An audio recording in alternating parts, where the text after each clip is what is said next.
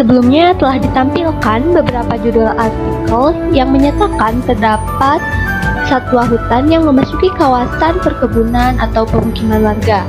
Berkaitan dengan hal tersebut, saya Agustina Nurhayunisa dengan nama ilmiah Manihot Palmata membuat sebuah esai yang berjudul Dampak Deforestasi Terhadap Kehidupan Satwa Indonesia. Pada kesempatan kali ini, izinkan saya untuk mempresentasikan esai tersebut. Nah, seperti yang kita ketahui, Indonesia merupakan salah satu negara yang terkenal dengan sebutan paru-paru dunia. Hal tersebut bukanlah sebutan semata, karena memang Indonesia memiliki wilayah hutan yang luas, terutama hutan-hutan di Pulau Kalimantan dan Pulau Papua.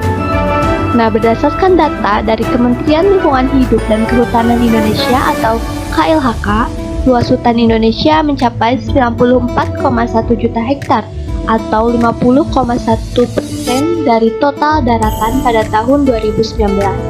Dengan pulau yang terbentang dari 95 derajat bujur timur sampai 141 derajat bujur timur.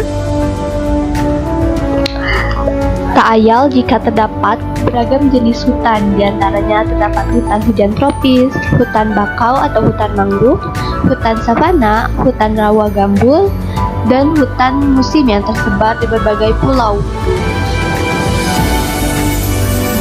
Dengan jenis hutan yang beraneka ragam, maka hewan-hewan yang hidup di dalamnya pun beraneka ragam pula.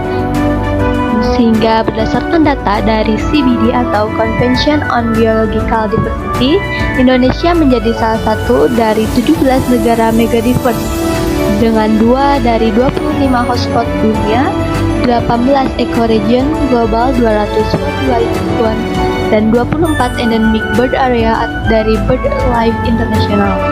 Yang kekayaannya itu mencakup 10% spesies berbunga dunia dengan estimasi 25.000 spesies yang 55% diantaranya endemik. Lalu terdapat sekitar 515 spesies mamalia dengan mencakup 12% dari spesies mamalia dunia terdapat di Indonesia, menempati urutan kedua setelah Brazil. Lalu 781 spesies reptil yang mencakup 16% spesies reptil dunia dan 35 spesies primata, menjadikan Indonesia berada di urutan keempat terbanyak di dunia.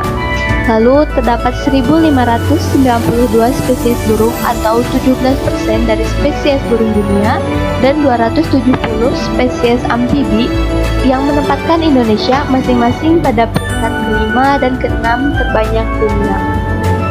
Nah, kekayaan dan keanekaragaman hayati yang kita miliki ini perlu kita jaga supaya tetap lestari, karena bagaimanapun kita memerlukan hewan dan tumbuhan untuk tetap hidup.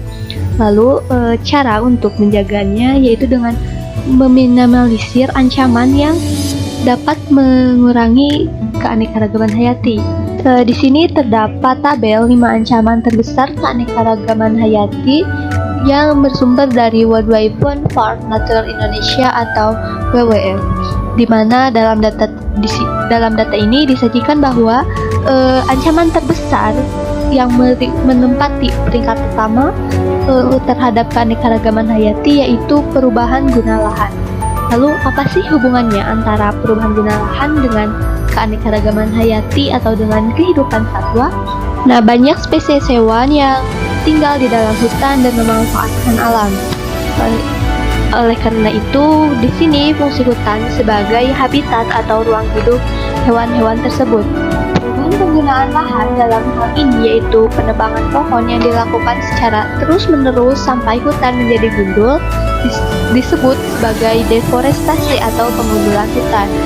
Pengundulan hutan ini bertujuan untuk mengalihfungsikan lahan hutan menjadi lahan non-hutan, misalnya perkebunan, pemukiman, pertanian, industri, peternakan, dan lain sebagainya.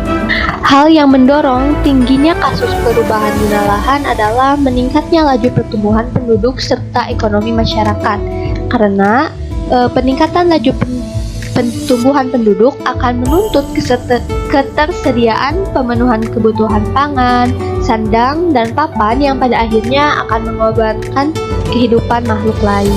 Penggundulan hutan akan berdampak pada menurunnya kemampuan hutan untuk menyediakan habitat bagi flora dan fauna di dalamnya. Hutan yang gundul akan menurunkan struktur ekologis tanah sehingga banyak flora yang tidak dapat tumbuh di sana. Selain itu, ketidakadaannya flora akan menurunkan spesies hewan herbivora, sehingga hewan karnivora pun akan turut terancam karena kehilangan mangsa. Nah, kondisi yang demikian disebut dengan habitat loss atau kehilangan habitat. Habitat loss atau kehilangan habitat adalah kondisi di mana habitat alami tidak lagi berfungsi untuk menyokong kehidupan spesies yang hidup di sana.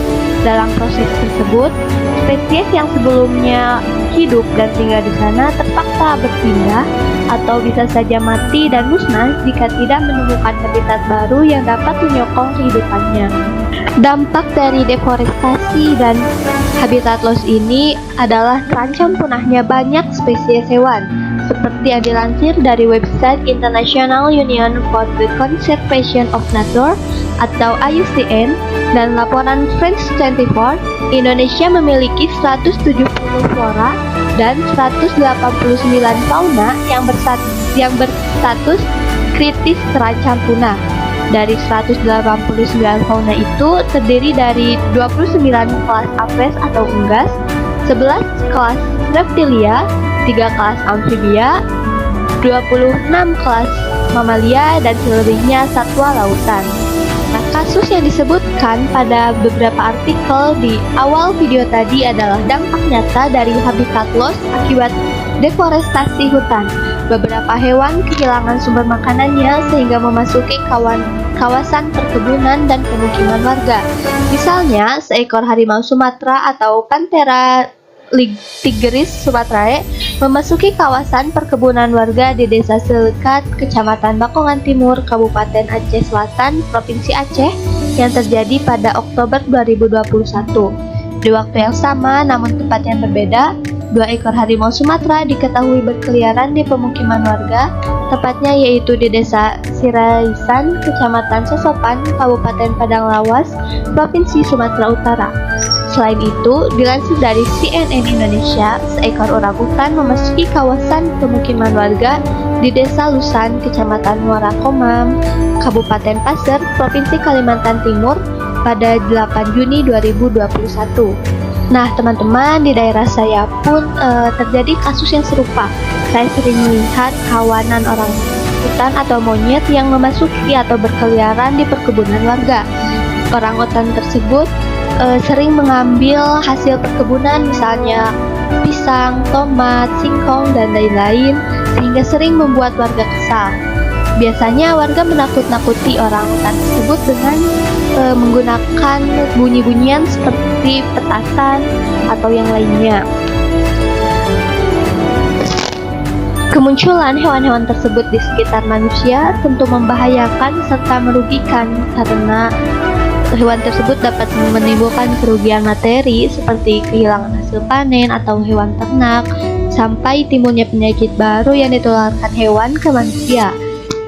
Sehingga deforestasi secara tidak langsung menyebabkan turunnya keanekaragaman hayati. Turunnya keanekaragaman hayati berdampak negatif pada kemampuan manusia untuk mendapatkan penghasilan dan memenuhi kebutuhan pangan. Karena sebagian besar orang pasti bergantung pada lingkungan untuk mendapatkan pendapatan dan bahan pangan. Oleh karena itu, perlu ditemukan bagaimana cara untuk memperbaiki kerusakan lingkungan dan tetap menjaga kelestarian alam, namun tanpa harus mengorbankan kebutuhan pembangunan ekonomi dan kebutuhan manusia itu sendiri. Salah satu upaya untuk mewujudkan hal tersebut yaitu dengan menerapkan prinsip pembangunan berkelanjutan. Menurut Undang-Undang Nomor 32 Tahun 2009 tentang Perlindungan dan Pengelolaan Lingkungan Hidup, pembangunan berkelanjutan adalah upaya sadar dan terencana yang memadukan aspek lingkungan hidup, sosial, dan ekonomi ke dalam strategi pembangunan untuk menjamin keutuhan lingkungan serta keselamatan, kemampuan, kesejahteraan, dan mutu hidup generasi masa kini dan masa depan.